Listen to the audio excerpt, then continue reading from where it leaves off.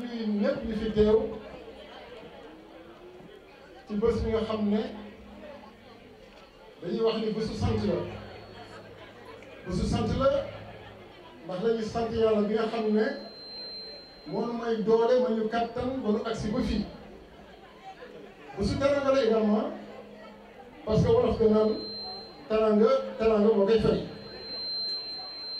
donc ñu ngi jiital si nuyoo bi ki nga xam ne moom yàlla def si bopp réew mi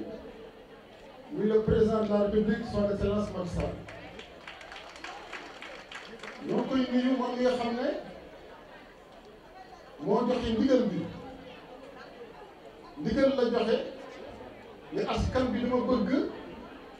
ngeen jël projet yi dugal ci seen loxo pour Sénégal ñu mën ko yóbbu fi ñu bëgg am maanaam il faut que les populations s'approprient les projets pour que les objectifs soient atteints de manière efficiente et efficace loolu nag mu teg ko ci benn mbir gis na ni li tubaab naan la chaîne de résultat li naan la cible mooy la population jàpp nañu dañ ko war a intégrer ci projet dès la phase conception waaye di ko utiliser donc ñu koy nuyu ci loolu di ko remercier ñu ngi nuyu le premier ministre Mahammed Boun Abdallah Dionne ak gouvernement bi nga xam ne moom it également am na taxawaay bu rafet ci mbir mi parce que bu président de la République taxawalee li naan stratégie maanaam xalaat moom premier ministre moom la ñu jox xalaat boobu pour mu rendre que opérationnel maanaam bee stratégie la bii ay action la moo tax bi ñu àggee ci action bi moom premier ministre recevoir nañu waxtaan nañu pendant 2 heures de temps ci projet bi rafetlu naka xamal nañu ne li nga xam ne moom la def ci napp bi maanaam moteur gaal yi nga xam ne 1 million 375 bi day jar ñu ni borom napp yi état bi day jël 1 million ngeen fay 375 ñëw si tracteurs yi subventionné ko à 60% loolu la ñëw andi ko ci habitat social donc loolu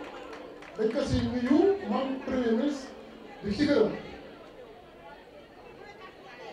di nuyu donc l'ensemble des membres du gouvernement tous les ministres confondus ñu ngi nuyu également di ko remercier di ko dalal bu baax ki nga xam ne nag bu dul woon moom mën naa wax ni tey waxtaan bi ñuy def fii bu mën a am parce que taxaw na ci cérémonie bi tànnal noonu place bi yombalal nañu ko sécurité bi ci war def na ko woo nañu en audience ñu toog waxtaan ak moom mu orienté ñu daal di jox ay conseils ba démb ba tey ñu ngi jokkoo ak moom mu am si taxawaay bu rafet di wane vraiment le sens de responsabilité bi nga xam ne moom la amee di wane encore une fois engagement ak détermination bi nga xam ne moom la ko askan bi dénk muy le préfet du département de Guédiawaye ànd ak son adjoint monsieur Guèye préfet monsieur Chérif Mohamed Blondin Ndiaye donc monsieur Guèye monsieur le préfet bi lay dalal bu baax di la vraiment remercier par rapport ak disponibilité ak collaboration surtout bi ngeen am à l'égard des populations man dama wax projet askan dama naan des populations donc ñuy profitons également di nuyu le maire de la ville monsieur Aliou Sall di nuyu l'ensemble des maires yi nga xam ne macha allah teew nañ fi xëy na duñu mën a lim muy ba Pikine ba Guédiawaye ku ci nekk wax dëgg yàlla war nga ne askan benn soxal nga ñëw teewee fii pour ñu ànd taxawal cérémonie bu mel nii donc ñu leen di nuyu di remercier nag plus particulièrement le maire Racine Talla bi nga xam ne dëgg la nekk fii il est en voyage waaye nag son directeur de cabinet monsieur Fall taxawal nag fi taxawal bu am solo. l'ensemble des maires di nuyu l'ensemble des délégués de quartier président délégué ñëw nañu ak seen délégation bu mag macha allah ñu leen di nuyu imam yi di nuyu nag suñu imam Badé imam yi nga xam ne depuis 5 ans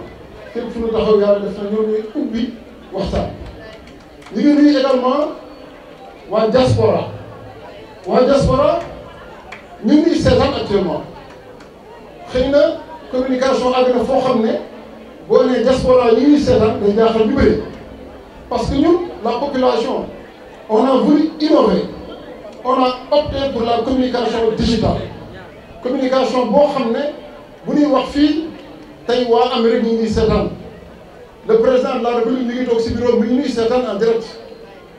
muy waa Italie Espagne France fu mu mënti toll ñu ngi seetaan moo tax yéen ñi nekk Angleterre buy ñoom Alex Sagna ñi nekk Italie ñoom ba waa Médine waa Jidda ñoom Imam Diallo yéen ñëpp ñoo ngi leen di nuyu parce que xam ngeen ni yéen a ngi ñuy seetaan ci cérémonie bii ñu taxawal te yàlla def ngeen bokk ci parce que dañu bañ a écarter kenn moo tax ñu bëgg ñëpp seetaan na loolu yëgandoo ko bu ñu paree nag ñu jël éléments yi jox ko télévision yi ñu tegal ñu ko ñu seetaan ko au niveau national donc ñu nuyu encore une fois la diaspora di nuyu nag ñi nga xam ne aussi les organes de presse di nuyu nag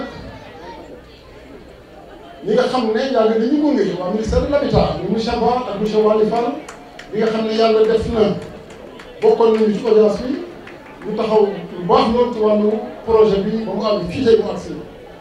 wax bi dina xaw a gudd lu koy guddal mooy nuyoo yi ak sant yi bu siy ñàkk donc di nuyu également yéen ñi fi teew yëpp di leen remercier ci vraiment confiance bi ngeen am jiital ñu du tàggat mi dañ cee gën a xarañ wala xam-xam wala jub déedéet yàlla dafa def rek ñu tànn ñu jiite ko ñu dox nag si seen i ndigal parce que duñ jël benn décision boo xam ne askan bi validé wu ko on l'a jamais fait te incha allah bu mu sa am moo tax lépp lu ñu ko doon def dañ koy def en public askan bi yëpp jigandoo ko ñu xam fan lañ toll ak fan lañ jëm donc loolu ñu ne si remercier yéen di remercier nag les membres du bureau les présidents et présidentes de commission am na ñoo xam ne taxaw nañ fii jël parole wax nañ fi ay wax yu am solo ñu ngi koy rafetlu macha allah te ñoom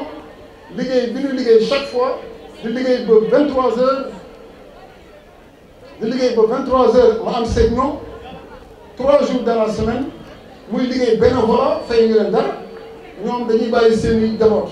bàyyi seen i borom kër te ñu doon ay kilifa ñëw chaque jour chaque 2 jours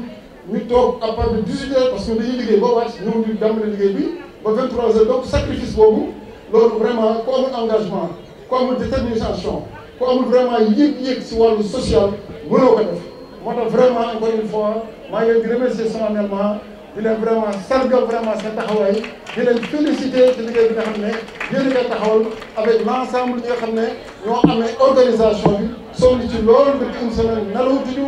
ñu ngi def le tout parce que ku gàddu ay milliers et des milliers de personnes je pense que organiser leen cérémonie benn nii surtout mu nekk bayal amul buntu dafay xaw a jafe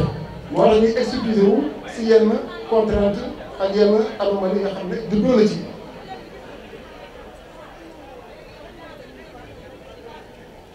di leen sant ñu leen nuyu encore une fois donc di wax ni bésu tey bi dañuy sant yàlla bi mu joxee xalaat bi nga xam ne ñu ngi ko xalaat en 2015 la yàlla def en janvier 2015 ñu xalaat bi taxawal un projet bi naan le projet d'habitat émergence sociale bi nga xam ne ñoo ngi ko lal ci coopérative bi nga xam ne mi ngi tudd coopérative d'habitat émergence sociale coopérative boobu nag dafa dem wéeru maanaam dafa dem uti doole ci politique sociale état bi ci wàllu habitat tënk ko donc ci plan Sénégal émergent bi nga xam ne bépp Sénégalais buy judd référentiel boobu moo tënk sa kaw donc foofu nañu tënku pour jéem a xool naka nañuy def ba génne askan bi ci tolof yi ñuy dund ci wàllu dëkkuwaay ñu pour créer projet bi pour xool naka nañuy def pour dindi askan si jafe-jafe yi ci fitna yi ci tumuraanke bi nga xam ne ñoo koy dund si wàllu dëkkuwaay parce que bu ngeen xoolee depuis l'an 2000 bi ñu privatiser le secteur de l'immobilier ay promoteurs privés ñoo juddu privé ñi nga xam ne ñoom lañu dénkoon programme habitat yi ñu war ko doxal jébbal ko askan bi mu nekk un échec total wax na échec sax waaye dafa créer ay drames sociaux yoo xam ne xamuñu nañ la toll créer ay scandales fonciers et financiers préjudice bu koy xayma c'est à hauteur de plusieurs milliards de francs CFA li may wax ay arguments yu leer laa ci am parce que yàlla dimbali na ma en 2013 ma nekkoon le président de la fédération nationale des victimes de promoteurs immobiliers bi nga xam ne maa doon dem tribunal dina taxawal donc su ma joxee firnde yi am na ci lu ma ko teg donc loolu bokk na li tax ñu ñëw tey taxawal projet boobu pour métti boobu dañ ba faw ci askan bi ñaareel bi muy li ñaan exclusion sociale c'est la discrimination sociale ay jamono li ñu daan tuddee apartheid c'est un crime contre l'humanité crime boobu lañu gis nii moo am Sénégal ba heure bii may wax nii à l'heure où je parle bi ñu toogee premier ministre loolu laa ko wax bu dee mel ni seetaan war na mën a firndeel li may wax damay ni monsieur le premier ministre exclusion sociale ak discrimination sociale bi am Sénégal mi ngi am ba instant bii ñuy waxtaan ak yow parce que nag le président de la République dafa ni le logement est un droit humain fondamental dès lors askan bi ci nekk sa droit waruñu ko nasaxal parce que tey promoteurs yi parce que école bu ñuy former promoteur amul ça n'existe pas au Sénégal ça n'existe nulle part dans le monde d'ailleurs ay nit la samba boo ñu dajoo créer seen entreprise loo xam ne teguñu ko ci dara ñëw aakimoo suuf si jël askan bi en otage dem bitim réew di dérouler seen programme askan bi am confiance comme ni ngeen di def nii di ma déglu ma woo leen ngeen dugal seen alal loolu lañ doon def promoteur yooyu tey jii à l'heure où je parle te kenn mënuma démentir tey ñoom seen programme yi ñu am Sénégal ba une seconde bii may wax képp koo xam ne amoo salaire amoo droit am kër képp koo xam ne amoo bulletin de salaire mënoo bokk ci programme d'habitat muy logement sociaux muy bépp programme boo xam ne dëkkuwaay la pour askan amul donc loolu ñu dañ koy tuddee exclusion et discrimination sociale parce que ana femme de développement yi mais ñoo ngi nii ils ont des revenus dañuy liggéey di ñàkk ñu ngi si araw bi ñu ngi si couscous bi ñu ngi ci leneen ak leneen di góorgóorlu di am ay revenus yoo xam ne ëpp na sax salaire fonctionnaire donc ñooñu bu nee la yéen amu leen droit am dëkkuwaay xel day doy waar trop sincèrement moo tax nag vraiment discrimination boobu bokk na si li nga xam ne bi ñu taxawalee projet d'habitat social bi loolu nañu jóg pour dindi ko fi ba faw mu dañ fii ba sunu setaatu set bu ñu ñëwatee incha allah lu mel ni du ko fekk.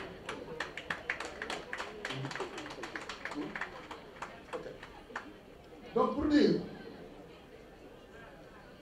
que tolof-tolof yooyu mooy scandale yi ak également discrimination boobu nekk na objectif yi nga xam ne moom la projet bi taxoon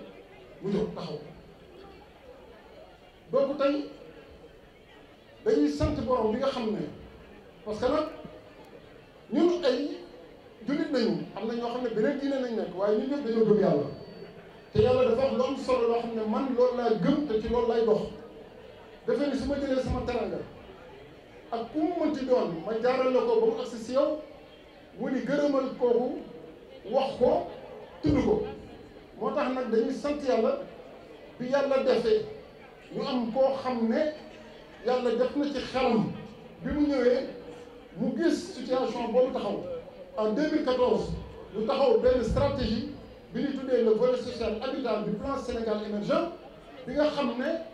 objectif boobu mooy accroître l'accessibilité au logement des compatriotes sénégalais d'ici et dans la diaspora waxuñu nañu yokk dëkkuwaay déedéet promoteurs yi li ñu liir dañu liir en l'envers jar na sax xool ndax liir nañu sax volet social plan Sénégal parce que dañuy accessibilité mooy combat Modou Lo Balla Gaye bu nee junni lañuy fay état bu ñëw ni léegi def naa ko téeméer bu ko defee kii néew doole mën a dugg loolu mooy accessibilité loolu la ñu war a yokk pour askan mën a gis seen bopp ci wàllu dëkkuwaay muy benn ñaareel bi en 2016 ñu andi benn loi nag bu ñu ko andee c'est aux fins d'approbation d'une politique d'une stratégie donc loi boobu dafa ñëw firndeel objectif boobu ñu wax ci volet social loi bi yéen a ko voté parce que assemblée nationale nañ ko voté tënk ko pour askan bi loi bi dafa andi ci biiram ay articles soxna si wax na ko sax article juróom-benneel 6 bi wax na ko la gratuité du foncier maanaam askan bi am ngeen possibilité organiser wu créer seen coopérative jël seen projet teg ko état bi jox leen ay suuf gratuitement ci pôle urbain bu dagg Xolpa wala Lac Rose wala Dén Djinam Ndaw wala feneen ak feneen partout au niveau national loolu c'est une loi c'est un droit donc ci foofu ñun sukkandiku ba léegi ba agsi bi fii donc kooku xalaat loolu andil ñu ko wax naa ko si njëlbéen ba daal di lancer un appel à la population ñu leen nag jug leen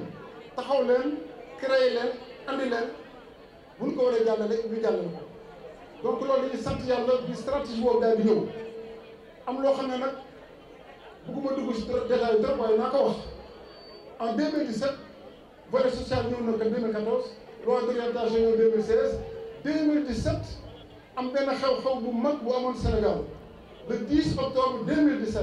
le salon international de l'habitat social yàlla def na ñun janvier dañu am 2017 dañu am suñu agrément ñu invité ma fa ma dem représenté askan bi waaye invitation boo xam ne invitation ñàkk a taxala woon tukkee woon ci promoteur bi ma ñëw teewee ba ma teewee bés boobu King Fahd Palace président de la République mi ngi toog ministre d'habitat mi ngi toog promoteur yaa ngi toog marocain yaa ngi toog partenaires étrangers yëpp a ngi toog ñu ñëw bokk ñoom ñëpp ci cérémonie bi nga xam ne ci événement bi nga xam ne moo doon le salon international de l'habitat président de la République maa ngi jël ak moom di déglu li muy wax jël sama bic di ko bind li may wax nii xëy na mi ngi seetaan bu dee mi ngi seetaan dina xam ne la may nettali tegu na ci dëgg ku ko bëgg xool aussi mën nga dugg ci YouTube bi boo tapé salon international de l'habitat 2017 di nga gis li may wax président de la République dafa jël discours am liir ko ba mu ko liiree ba pare ba si yàgg mu daal di taxaw janook mbooloo bi ni yéen promoteurs yi laa waxal damay wax te yàlla doogu tax li ma fekke déggu ko mu nekk ba léegi ci réseaux sociaux yi président de la république ni promoteurs yi dinaa dugg ak yéen si ñetti F yi mu ni F bu njëkk bi mooy foncier beneen bi mooy financement beneen bi mooy fiscalité mu ni leen yéen promoteurs yi xanaa nag mu ni leen xanaa nag su ma jëlee xëy na sama wolof dafa xaw dewaar waaye noonu la ko mën a waxee mu ni xanaa nag su ma jëlee suuf si yéen promoteur privé yi ak yéen promoteur public yi mu jël suuf si jox leen ko gratuitement xanaa nag yéen su ma jëlee xaalis maanaam la convention FOGALOP le fonds de garantie des logements sociaux parce que mun leen yéen a créé exclusion sociale donc su ma jëlee alal boobu tukkal ko ci banque yi mu mën a garantie askan bi ba ñu mën leen boole ci programme financement yi am ci banque yi mu ne xanaa nag yéen promoteurs yi su ma jëlee les matériaux et matériels objets de seconde œuvre maanaam lépp loo xam ne mooy tax dëkkuwaay cher mooy finition yi mu ni leen bu ma ko jëlee ci loi d'orientation bi xam nga bu ngeen ko importé defal naa leen si exonération douanière et fiscale maanaam bu ngeen dugal matériel boobu du ngeen fay benn droit de douane nii benn taxe loolu mooy fiscalité bi rax si doole mu ni leen yéen les réseaux primaires secondaires tertiaires les voiries man état su ma ko jëlee en charge jox leen terrain jox leen alal jël voirie yi jox def leen exonération douanière et fiscale xanaa nag ngeen war a mën a nag jox askan bi ñu mën a am ay dëkkuwaay à moindre coût maanaam buñ koy tënk ci wolof rek pour ñeen ñi comprendre ci sama xam-xam bu gàtt wax naa ko keroog ci bureau bi dafa mel ni ko leen ni ko woykat bi waxee te loolu damay bëgg yéen ngeen tontu ci parce que woykat bi la mu wax moom la président wax promoteur jub boobu te kuréel international lépp toog mu wax ko promoteur li mu leen wax mooy xanaa nag am nga gan boo jëlee sa gan nga jox ko paas jox ko paas bu mat jox ko yóbbal jox ko sëriñ lan moo ci des ah non yéen laa ko nekk jox ko gan gi paas jox ko yóbbal jox ko sëriñ lan moo ci des voilà mais ñoom mënuñoo dem les promoteurs ils ne peuvent pas ils n'ont pas pu parce qu'ils n'ont pas pu se défaire de la logique économique qui consiste à s'enrichir sur le dos des populations mënuñu dem social ci xol la mais ñoom dañuy jóg pour utum alal dañuy jóg pour nasaxal askan bi am alal ci noddu doomu aadama yi or y a une loi qui est là pour les interdire ces manifestations donc loolu la leen président nag bëgg wax moo tax loolu dañ ci sant yàlla bi ñun ñu dem fekke lu mel noonu donc man boo ma ca génnee di ñëw réunion de bureau ma ne am na benn xalaatkat chinois boo xam ne am na lu mu wax Sun Tzu dans l'art de la guerre ma fonk ko lool dans l'art de la guerre dafa ñu au sein du chaos se trouve aussi une opportunité et les opportunités se multiplient lorsqu'elles sont saisies maanaam bu lëndëm amee toujours am na benn lueur d'espoir bu fa nekk mën nga ko jël transformé ko mu doon macha allah lu am solo donc ba ñu déggee loolu président wax ko ñu jël ko yóbbu ko suñu kuréel si nañ toog na commencé rëdd suñu projet jël cadre juridique la loi 2016 31 du 8 novembre 2016 portant loi d'orientation sur l'habitat social bi nga xam ne mooy tax askan bi am suuf gratuitement bi nga xam ne mooy tax askan bi ñu accompagner seen projet bu ñu mën am seen déployer à moindre coût moo tax bi ñu ko tënkee bind ko ñuy remercier nag le chef de cabinet le ministre Moustapha Diakhaté bi nga xam ne yàlla def na mu jël projet bi amul audience jàll na fu nekk mënul jàll mu jël ko jox ko président de la République président bi daal koy liir ba mu ko liiree xam na ne ñun tënku nañ ko fi nga xam ne mooy le plan Sénégal émergent mu jël ko jébbal ko premier ministre woo ñu toog waxtaan ba nu waxtaanee mu xamal li ñu ne yéen waxuma keneen de yéen waa coopérative d'habitat émergence sociale yéen ñi ëmb askan bu muy victime yeeg ñeneen ak ñeneen yéen ñi nga xam ne yéen andi projet boo xam ne jaaykatu gerte caaf si mën na ci gis boppam yéen tànn nañu seen projet pour accompagner ko jusqu'au bout non seulement jël nañu engagement boobu waaye dañ koy exécuter parce que tey mën naa leen wax ni tey askan bi am ngeen suuf ba pare jox nañu parce que suuf boo ko déggee c'est en plusieurs phases parce que Sénégal ba Sénégal daj muy HLM muy SICAP muy keneen ak keneen bi ngay gérer suufu askan bi suufu état bi par 5 hectares lañu lay jox ngay phase di dem ñoom président ñëw jox ñu 15 hectares nit ñi moom laa leen jox pour la première phase bu ngeen wanee lu wér ñu xam ne fi ngeen ko teg na ci dëgg ñu ànd ak yéen deuxième phase ànd ak yéen troisième phase quatrième phase ba askan yëpp gis seen bopp yamul foofu nag yamul foofu c'est important li may wax parce que c'est du concret mu ni sax d'ailleurs bu ma leen joxee suuf si dinaa ko subventionné à 50% maanaam kër guy jaay fukki millions yéen seen membre coopérative bi juróomi millions ngeen di fay juróomi millions ngeen di fay te bala ngeen di fay da ngeen di dugg seen kër ba pare door a tàmbali fay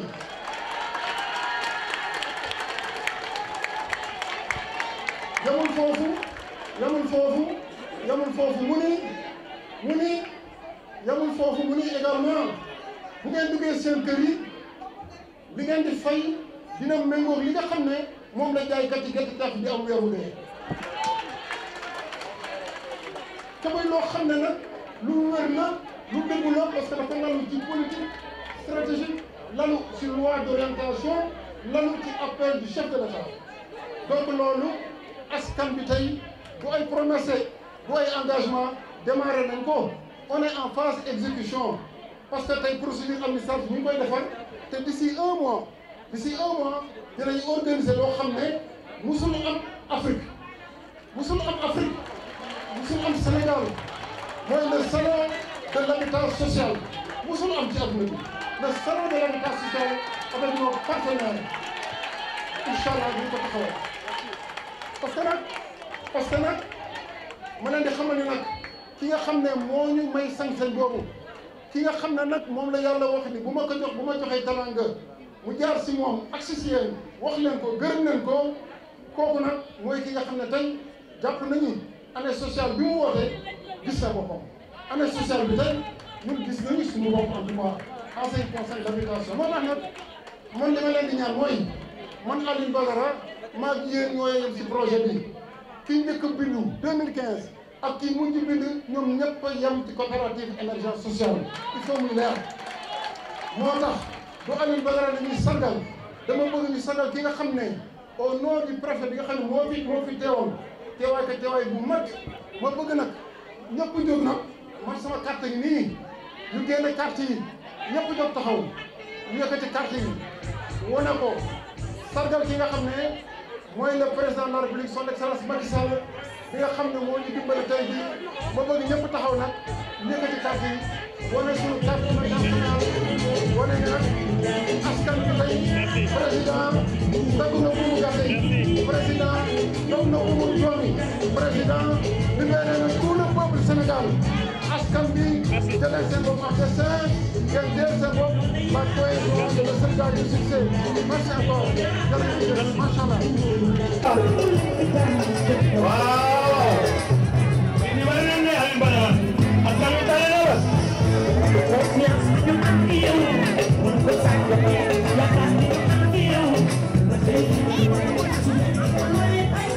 Merci. Voilà, merci DJ.